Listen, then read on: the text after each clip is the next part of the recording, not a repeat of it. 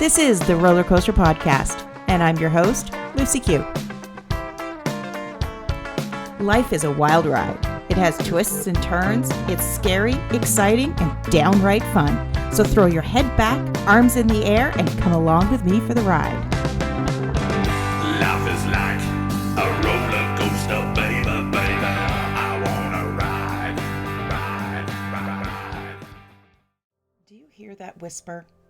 That little voice that tugs at your heart, telling you to start living your best life. If that sounds like you, then now is the time to join Nectar Growth. It's the only place online where you can connect with and learn from great coaches with different areas of expertise. Why live another day not believing that you're enough, not seeing all that is possible for you? Why live another day dimming your own light? Nectar is the perfect place for you to discover the real you and uncover who you're meant to be.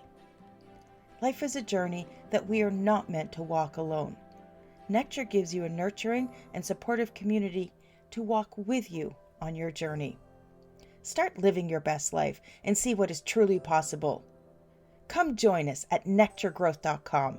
You know you're worth it. Ride.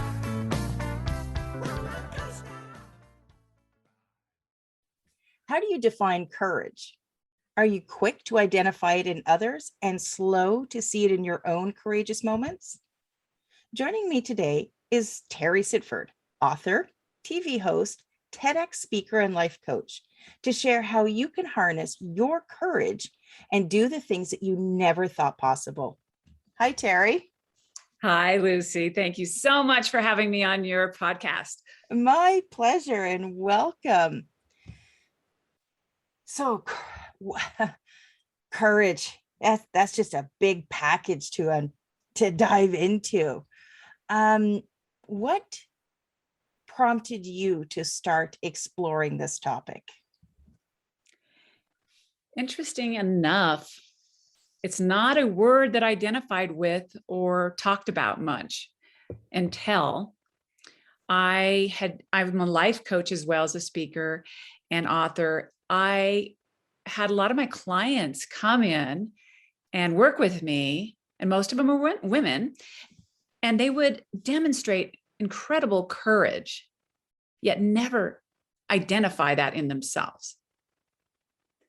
And one day I was talking to a friend about this, and she said, "Terry, that's kind of fascinating, isn't it?" I said, "Yes, it is.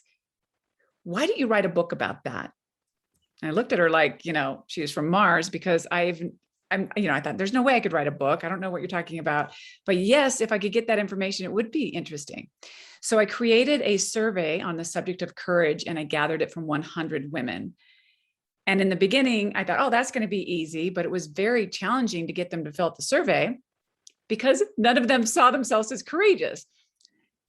Majority of them, some did.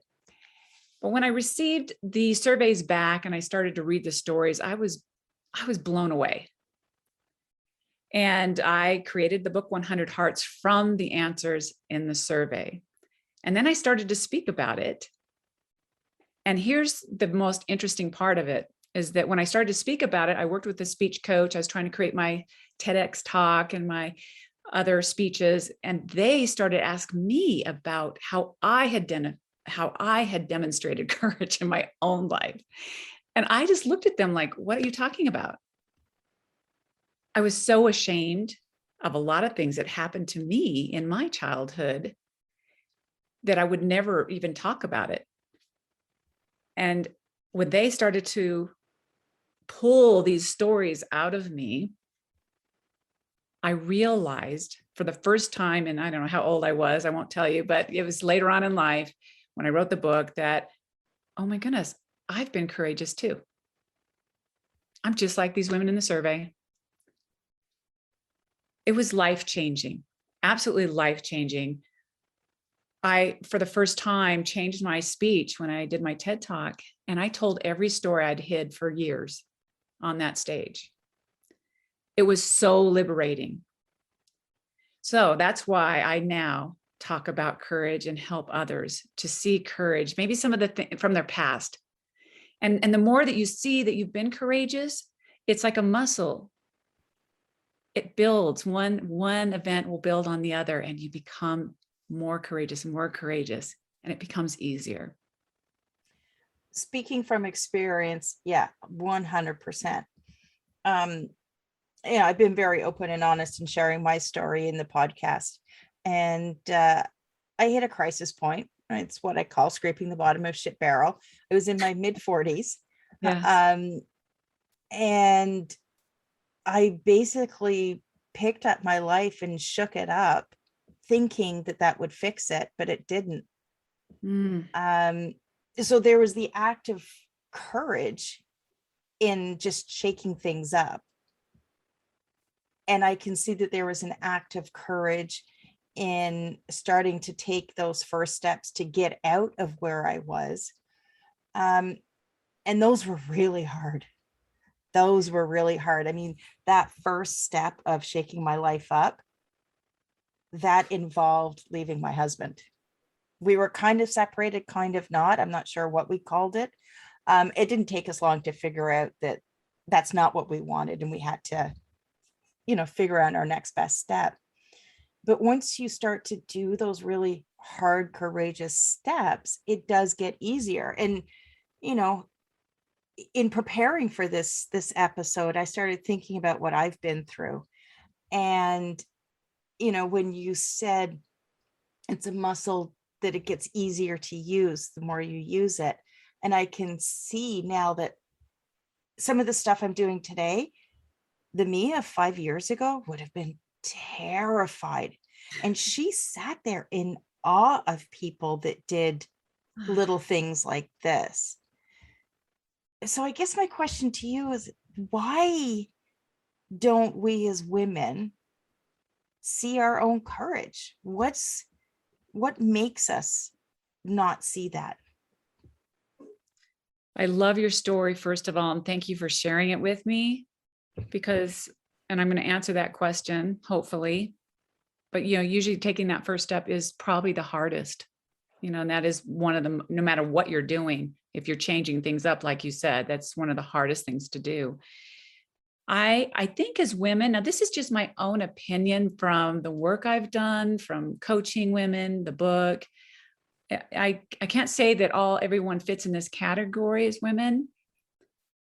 It's just my own take on this, is that we are really, we maybe just culturally and, for eons and eons, for centuries, we expect a lot from ourselves, and society does too. And what I found is that we think we need to do it all, and we need to do it all perfectly.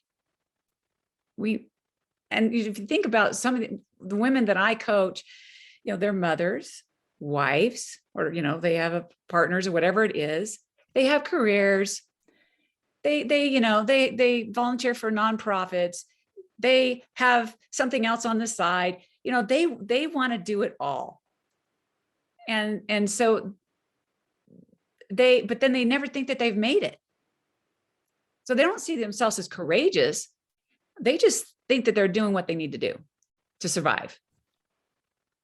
So their expectations are just kind of low as far as, okay, this is what I'm expected to do. Right. I'm expected to be perfect. I'm expected to do all these things and do them well. And they're hard on themselves. We are hard on ourselves. I can't say I am a woman. I do that. I still, and I should know better. We are hard on ourselves. So the word courageous seems like such a high goal to say, oh, I'm courageous. And everyone has a different definition of what courage is. For some people, if they have a physical ailment, just getting out of bed is courageous. There's a whole array of what courageous really is to different people. But I hope I answered your question of my opinion. Yeah, that makes a lot of sense.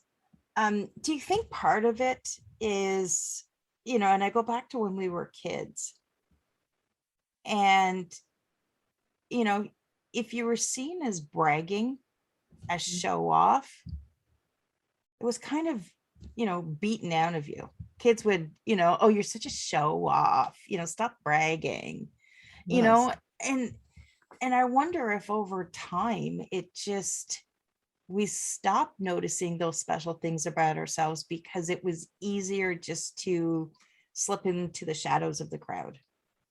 Oh, I agree 100%. I agree 100%. And luckily, I think society's changing a bit on this. I mean, I'm so thankful for that, but I don't think we've caught up, or all of us have caught up to what we can do and what will create fulfillment in our life. And I think one of the most courageous acts that you can take in your life is to really show up 100% in your life and be seen for who you are and what you're capable of achieving. That is the most courageous thing you can do. And also to be vulnerable and say, Yeah. "Listen, my Well, life has not been perfect, but here I am." vulnerability and courage go hand in hand. Mhm. You They do. have to have courage to be vulnerable. I You just do. I don't think you can do it any other way. Because if you don't need courage to be vulnerable, then are you actually being vulnerable? Are you being authentic? It's a good question. And I really see vulnerability as an incredible strength in people. Yeah. And that takes courage. It takes a lot of courage to just show up.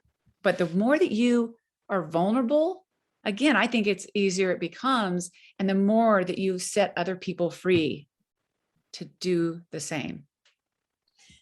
Yeah, and it's, we say that we're speaking as women, but obviously this is affects men too. Definitely. And we're parents of two adult children, Mhm. and they've both just started year two of college, and at separate times each of them have called questioning if they were doing enough.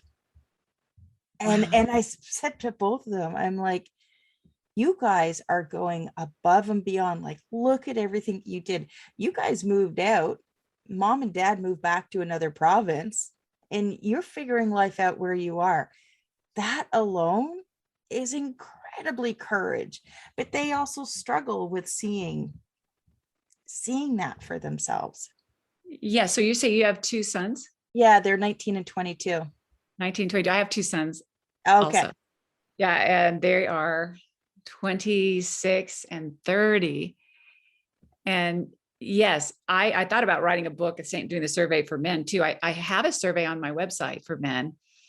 I just haven't gotten through to promote it yet, but I do think that it is different. But men and women, they all have issues with identifying courage, but they might be different issues. But I do think that men have a different description of that. But a lot of them associate. I've interviewed some men about courage, and they associate it with growing up with doing some kind of a life or death Oh, it's brave. action. They see courage as bravery, Right. and you two sons, mine. I had that one, the oldest, was, he was what I call an old soul. He was a gifted artist at a young age, and he would sit quietly for hours drawing or building his trains. And our youngest was the polar opposite. He was the one that if he could jump off of it, break it, do something like crazy, that's what he would do. And he still does it. That's just who he is. But that's, jumping out of an airplane isn't the same courage as sharing with your partner how you're actually feeling. Ooh, that just gave me chills.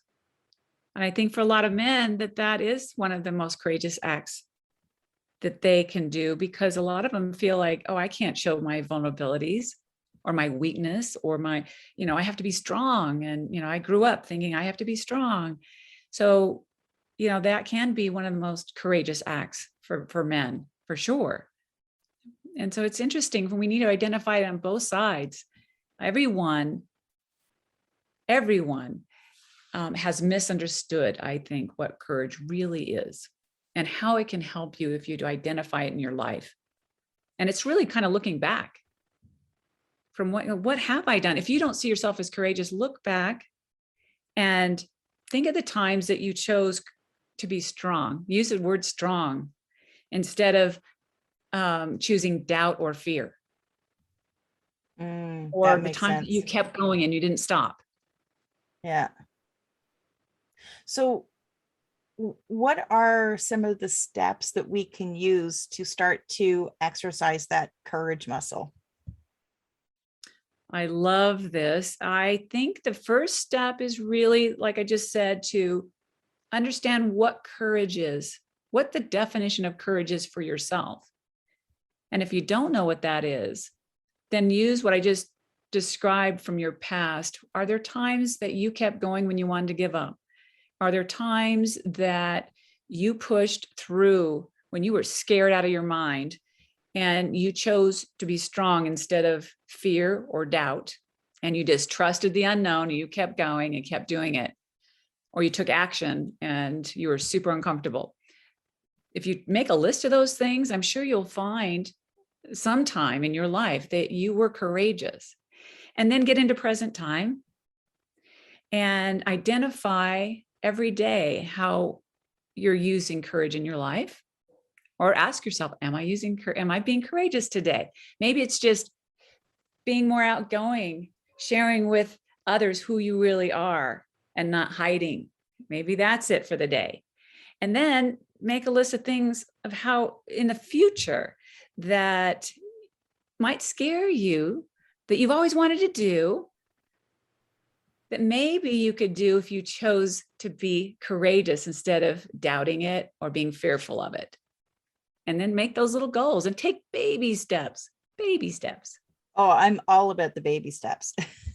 Yes. It's, a lot of times people will think that you have to make these grand gestures, these grand leaps forward to prove, oh, look at me, look what I'm doing.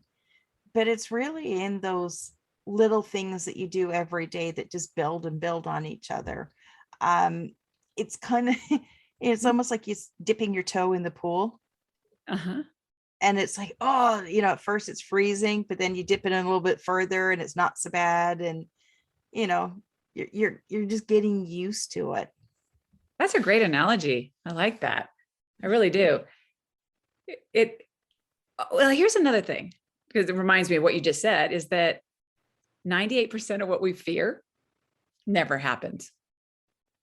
No. but it's also, for me, and it's anytime you're putting yourself out there publicly, you're just opening yourself up for criticism, judgment, ridicule.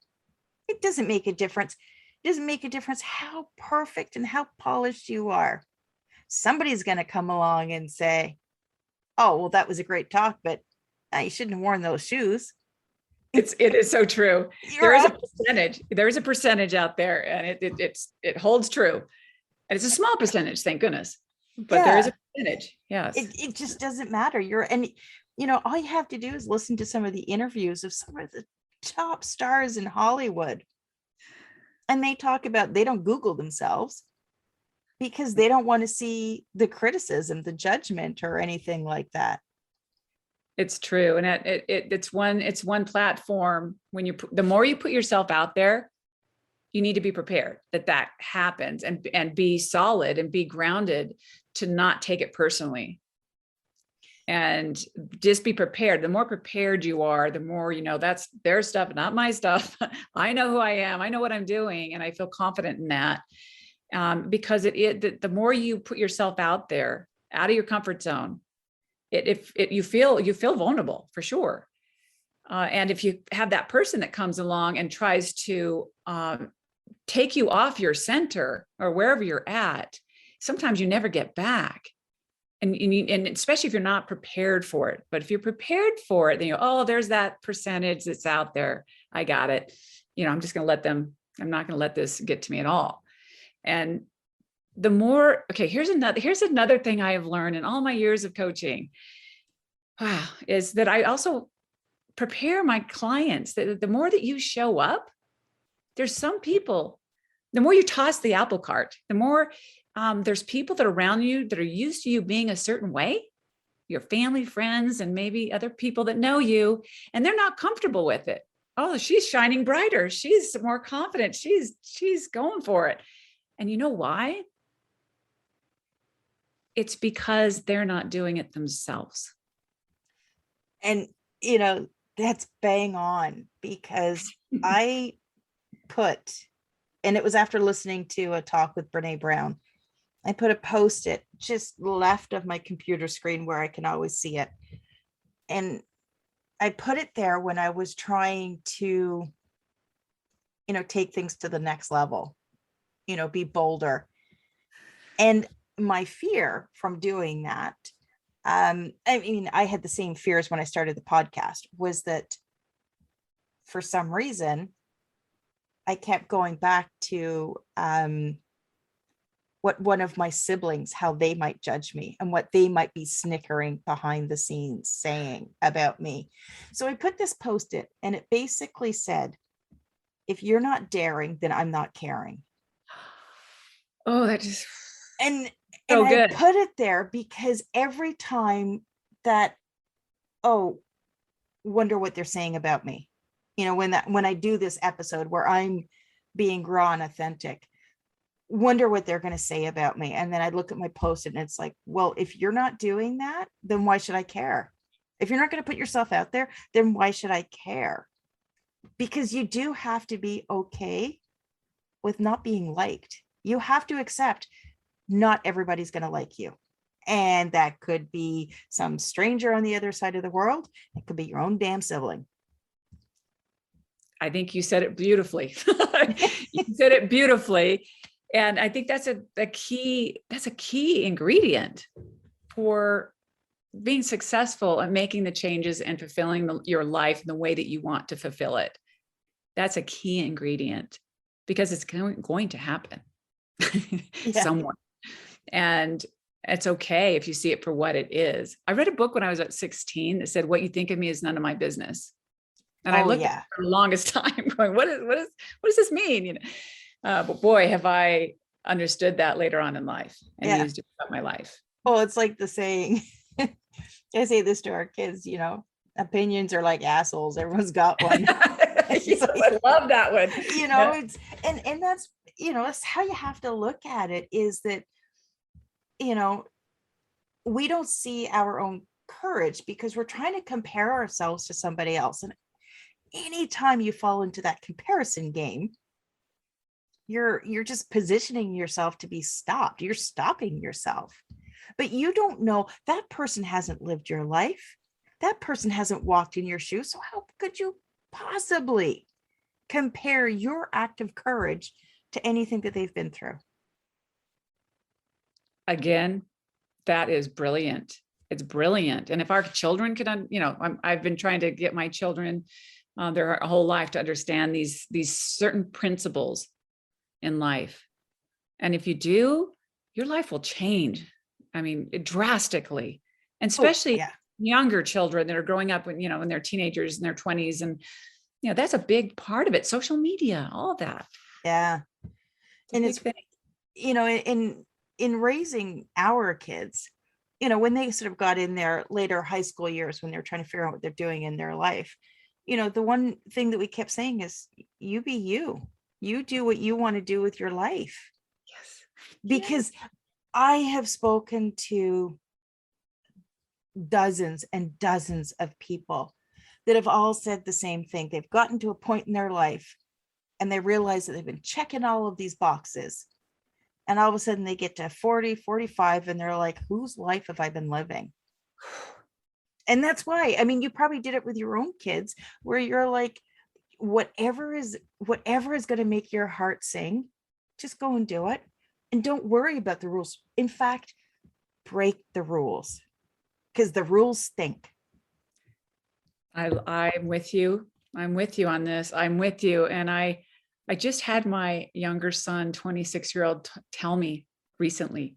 Thank you for letting me be who I am, like supporting me to be who I am and do it my way. And I'm so proud of him. Like, I'm just so proud of him as a person and a human, and what he's done. But that's a great compliment that I've let him just, you be you, that's been my mantra for sure. Be a good human being, make a difference, make your mark on the world, but you be yourself, figure out what that is, and thrive in that being yourself.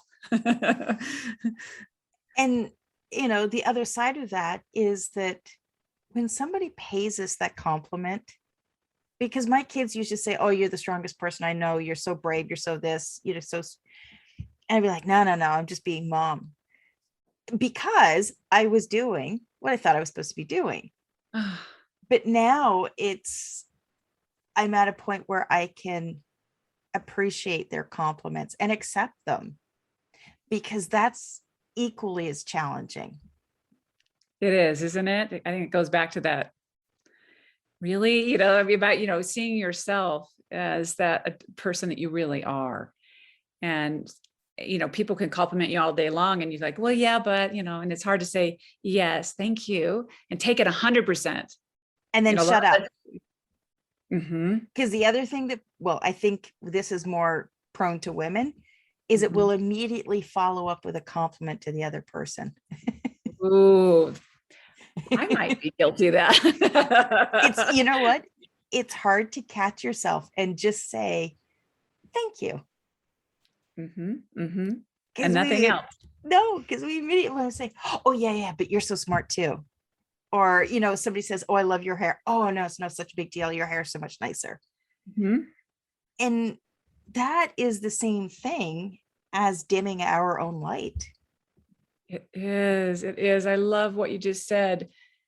Everything we're talking about, especially with the, it is that we do dim our own light, and we should be shining as bright as possible and accepting it in ourselves and saying, yes, this is who I am. Thank you. And we don't have to catch up to anything. We can, and the change can happen overnight. It's stepping into it. That's it. Yeah. And this is where the maritimer in me is going to come out. It's if you're shining your light bright, like a lighthouse, you're then going to be able to guide other people to be equally as bright as you. Yes. And I love the lighthouse. That's one of my most favorite things to use. And lighthouse.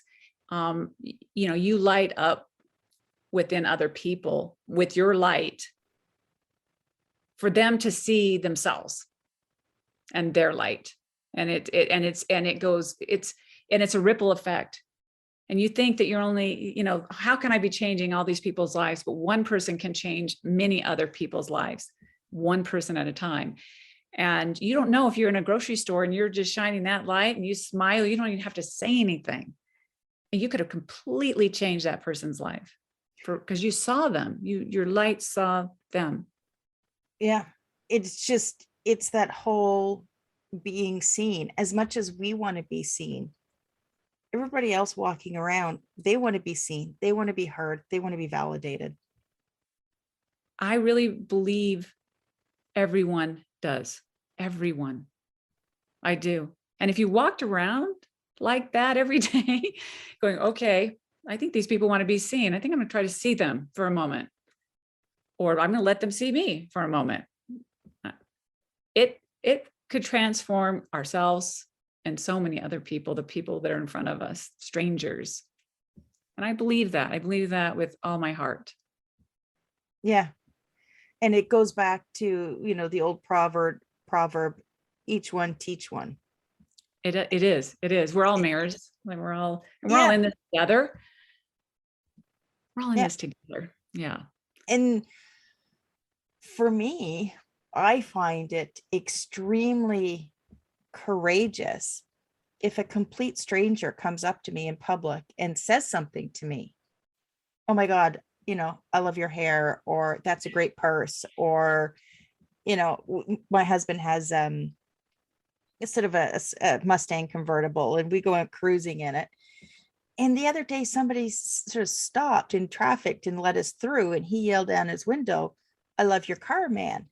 And I said to my husband, I said, I always have a lot of respect for anybody that has the courage to speak up like that. Yes. Yes. And that was that was I literally Sunday. that was just recently. Yeah, Yeah, I agree. And I think that also goes back to how often we don't acknowledge people for what we true. like, what we appreciate in general.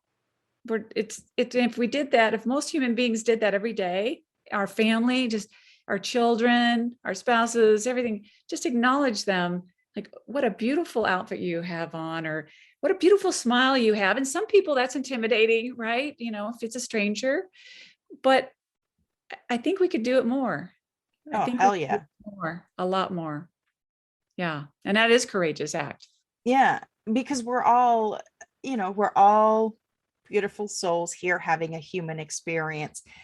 And when you start to look at life that way, then you start to look at people differently, and you start to look at situations and challenges differently, Yeah. because it's not about you. It's about what we're here to experience. Yes, that's beautiful. And again, like you said, we don't know what anyone's story is behind that person walking around. It could be anything. It could be anything. And that's one thing I've learned over the years too, is not to just see it for, like you said, just see their soul, or they want to be seen, but not judge anything from the outside, because I have no idea. I have no idea what's inside there, or what their journey's been, or what their story's been. And I think that's a good lesson for all of us. You could be very surprised at what the real story is behind that person. Yeah. And that's the thing is, some of the interviews I've done here is that, I meet people and they share their story, incredibly painful and raw stories. But looking at them, you would never have guessed that that's what they've been through. Never. There's no way. How could you? Mm-hmm. I'd say 9 out of 10 times. Yeah. It's true. It's very true. And in fact, it's probably the ones that I have a similar story. I mean, I think a lot of people have said that about me. Like, I've told them my story from my past growing up and things like that. And they said, Terry, not a million years would I ever think that, but it changes your perspective a lot. And it helps us all grow, and know that we are all in this together. And we don't want to feel alone. A lot of people do feel alone out there. Yeah. Yeah. But if Yeah. you're seen for who you really are, regardless of what's happened to you, boy, that sure helps a lot. Definitely. Mm-hmm. Terry, as we wrap up, do you have any final words of wisdom for our listeners? Oh, so many. I love our conversation today. I think we hit on the words that I wanted to tell everyone that's listening today, and that is, don't dim your light, and use courage that you've already shown in your life, or maybe someone else that you admire has shown in their life, to start using courage to show up and fulfill your potential for who you really are meant to be in this world. And by doing that, you're going to change so many people's lives. And, I'm here as a shining example that I've found courage later on in my own life, and it did change my life. And I want to help you. And you can come to my website, terrysidford.com. I have lots of newsletters and videos and things that can help you. And I also have a Facebook group called Choose Courage Movement. And you can join, and I have interviews and different stories that will help you maybe see courage in your own life.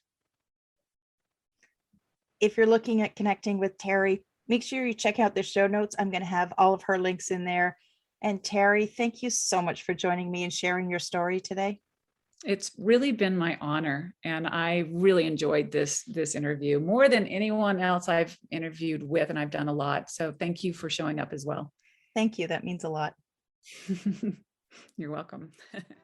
Thanks for listening to this episode of the Roller Coaster Podcast. Want to chat or share your ideas about today's show? Pop me an email at hello@therollercoasterpodcast.com. Don't forget to connect with me on Facebook and Instagram at The Roller Coaster Podcast. Our theme song, Roller Coaster, was performed by The Lucky Setback. Audio editing by the one and only Jeff Quigley of Quigley Creative.